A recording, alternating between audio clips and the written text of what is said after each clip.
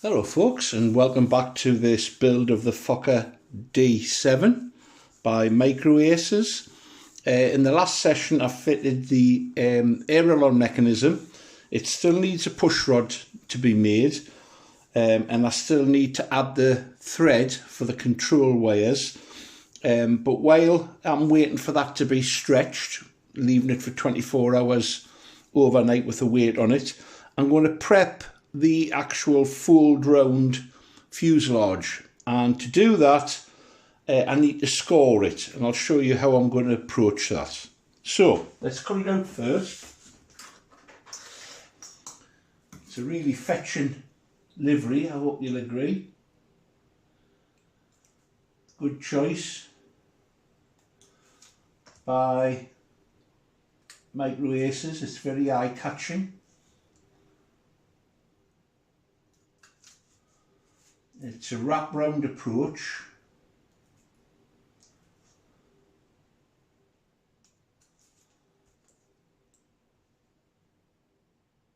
And from what I've seen, you start with the underside and fold round.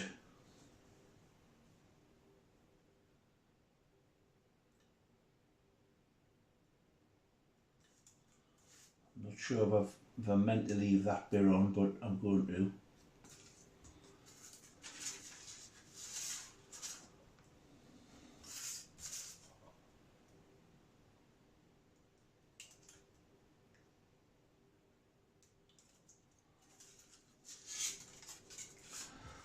There we go. That's the side cut out, and it now needs to be scored using the pattern provided. So apparently from that I don't need that bit on, so I'll cut it off. Okay, so that's the pattern. Put that to one side. That's the pattern. Now, the idea is you place that pattern over the top, turn it upside down, and score using the lines there. Okay, so I'm going to line it up as accurately as I can. Need to get it in a comfortable position.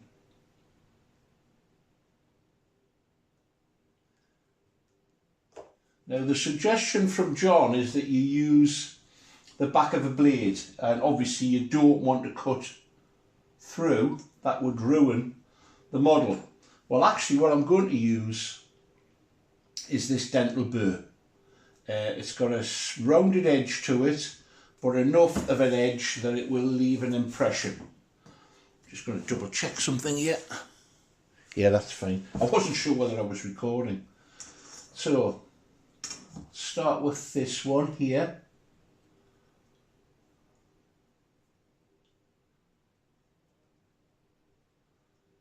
Line it up, see how it feels. I felt okay.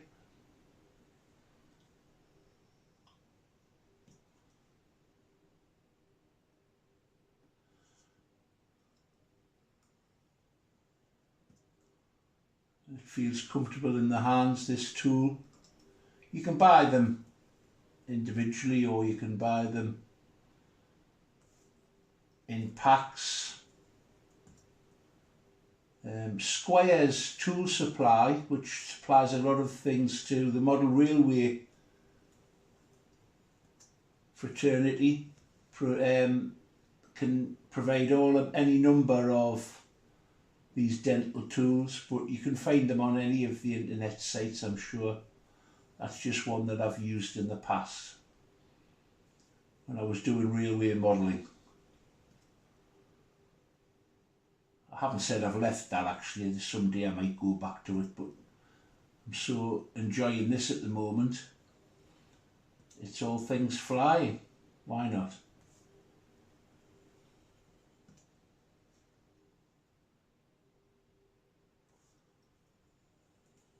Nearly there, 2 to go.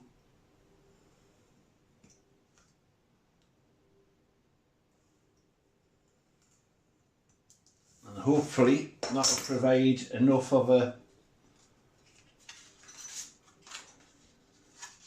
little bend. Yeah, that's going to facilitate the bend rather nicely, I think. Right, that's done the job. Pleased with that. Now the next part of the task is to glue on all of the parts that are shown in green here, and they are strengtheners that you locate in the appropriate place to support the actual position for the cabane struts and so on. So I need to cut those out first of all, green, so they're plastic, cut them out from that sheet, and then when I've done that, we'll come back and we'll start gluing these into position. Here I've actually hit upon my first issue regarding the instructions, but I suspect that might be, well, I don't know actually, but the reinforcement parts, these are labelled differently on the instructions to what they are on the printed sheet. They're actually numbered as P5 and the P1 and 2 respectively on here. Not a big deal because it's pretty obvious what they are, but it does mean that you're sort of searching around on the sheet trying to find them. So I need to glue these over the slot holes, and I think the way to do them is to use it as a contact adhesive. By that I mean glue on here, glue on there, let it dry, very thin smear, and then put them into position. If I put too much glue on, I'm going to block up all the holes, and that's going to defeat the purpose. So I'll prep these and start putting them on. May even do that as a time lapse. I've actually done most of these, but I'll show you the last couple. I'm putting a little drop of glue onto the flat side of this tool. It's actually quite difficult to see where these are. I'm putting some glue on here on the actual fuselage side, thin smear, and then I'm adding some to the reinforcement. Now these are shown to overlap slightly. I actually found that these overlapped slightly, and I had to trim them as well, so it's to be expected, I think.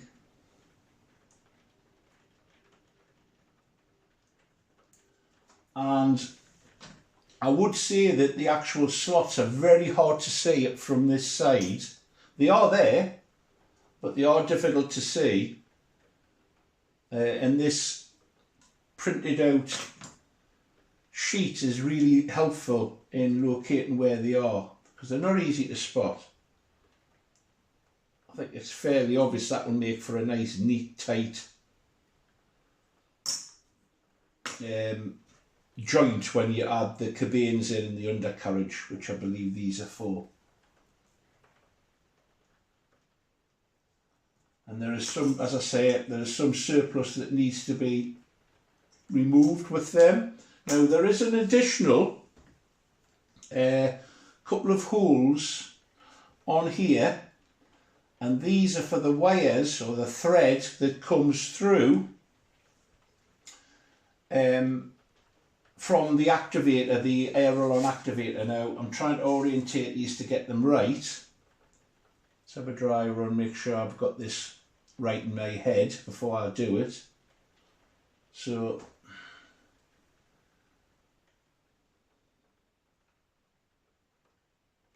that's the way it goes.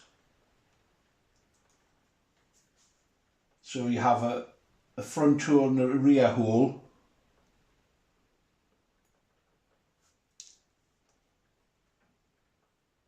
That goes through there. Now obviously I don't want any glue blocking the holes up, otherwise it will impede on the thread itself. So I'll very carefully put the glue at the sides and not anywhere near the middle part. So I'll do that now. Shuffle them out of the way for the moment.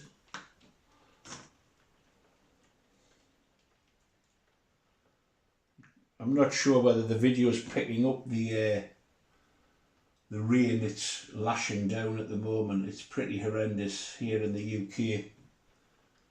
In the northeast, I think other parts of the country are actually getting it a lot worse than we are.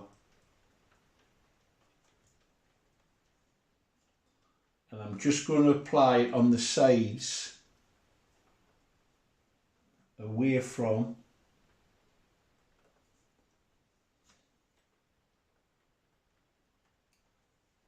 the holes.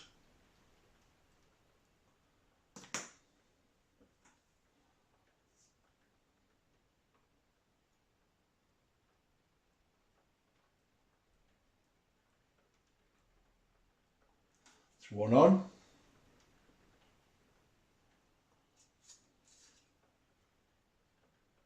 Don't know where the other one's gone. I better find it quickly.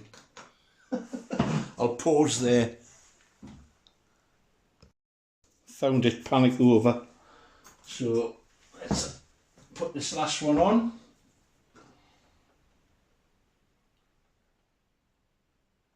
And then that's all the strengtheners in place.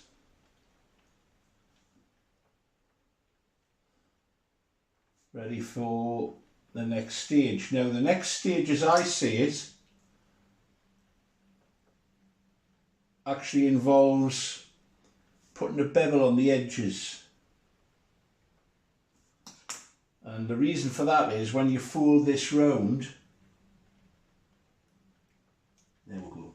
When you fold this round, if you don't do that, you're going to end up with a white edge, and it will involve trimming off along the edges. So that's the next bit to do. We'll pause it there, and I think we'll put the push rod in and the thread, and then we'll start thinking about folding this beautiful livery around the skeleton that we have so far.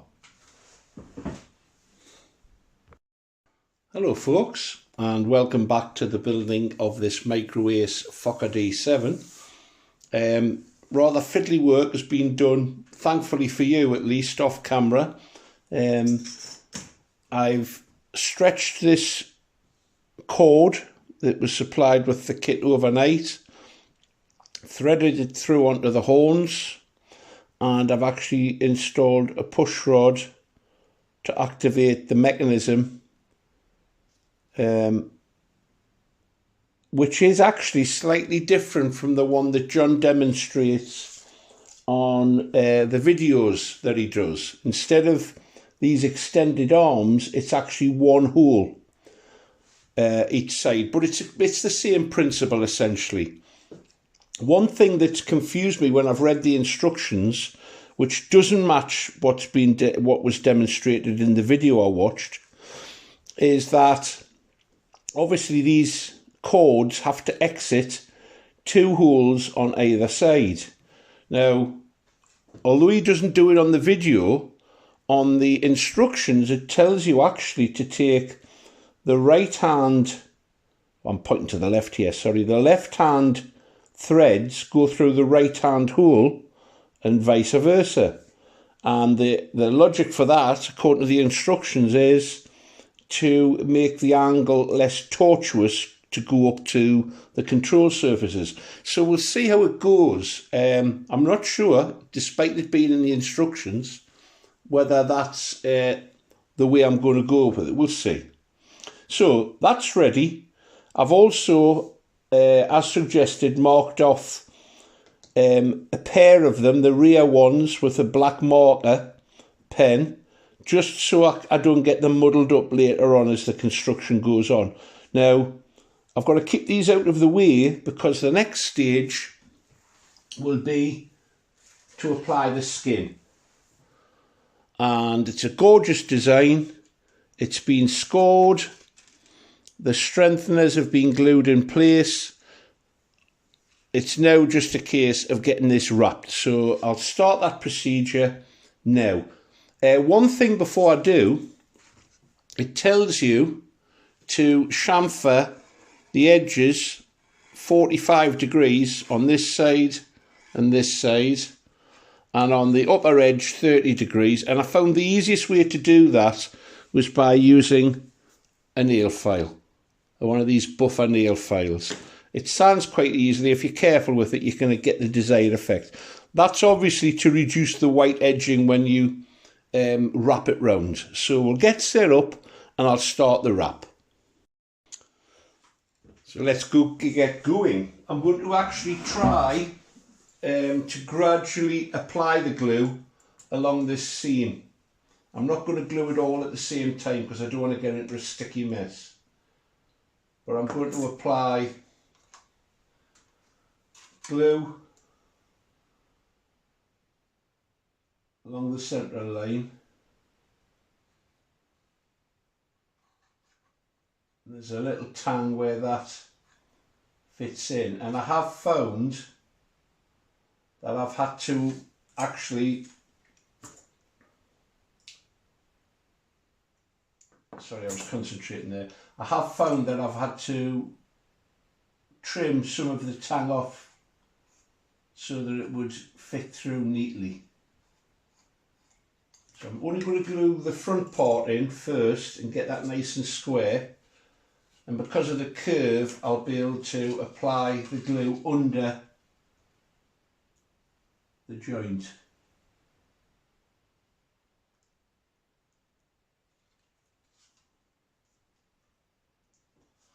The tail gets in the way actually, the tail skid.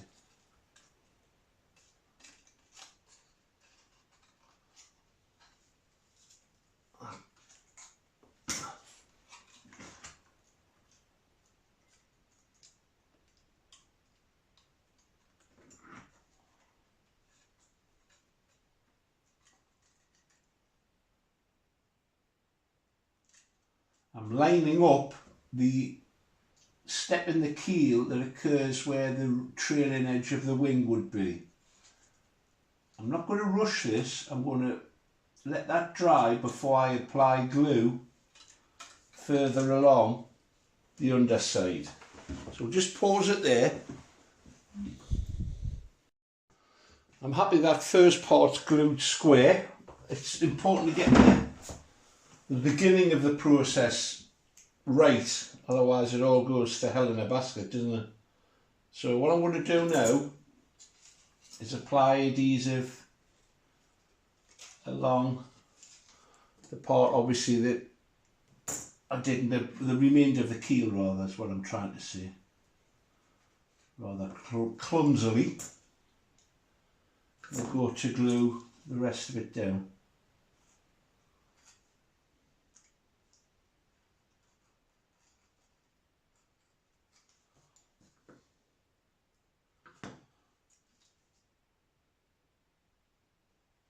It's not the easiest of glues to use. I have been informed it's Yoo-hoo, which I always did refer to it as Yoo-hoo. However, I have heard it pronounced Oopo. So I don't know. It works, but as I say, it's not the easiest adhesive I find to use. But it is very effective. It does work, which is what we want.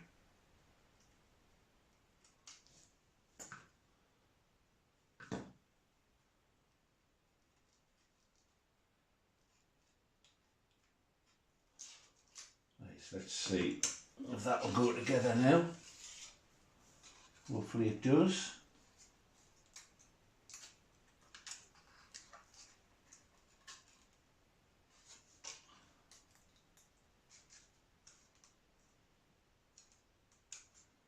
The glue does grab really well.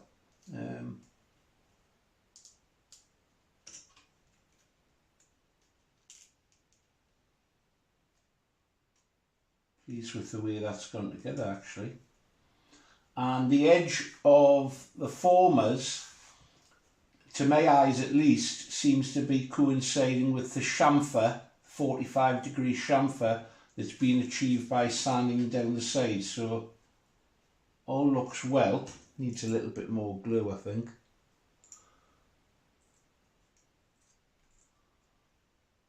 Along here. That seems to be working rather well.